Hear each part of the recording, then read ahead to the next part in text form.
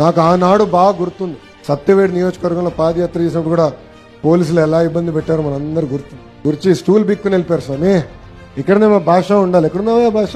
ఒక చేయి పైకి ఎత్తు. భాషని ఏకంగా ఆనాడు నా సౌండ్ బాక్స్ పట్టుకునేవాడు, స్పీకర్ పట్టుకునేవాడు. నేను మైక్ పట్టుకుని మాడుతుంటే ఏకంగా భాషని కొట్టాను. ఈ రోజు అదే పోలీస్ సోదరులు మనకు సెల్యూట్ కొడుతున్నారు. అదే ప్రజాస్వామ్యం గొప్పతనం. సెల్యూట్ కడుతున్నారని మాయలో పడకూడదండి, అది గుర్తు పెట్టుకోవాలి. నేను ఈ రోజు ల్యాండ్ అయిన తర్వాత అన్నకు ఫోన్ చేసి చెప్పిన కారులో అన్న ఎస్పీ గారికి ఫోన్ చేసి చెప్పండి, ఇంతమంది భద్రతా సిబ్బంది నాకు అవసరం లేదులే స్వామి. పాదయాత్రలోనే ఎవడేం చేయలేదు, అప్పుడు ఎవరు ఇవ్వలేదు, నాకు ఎవడేం చేయలేదు.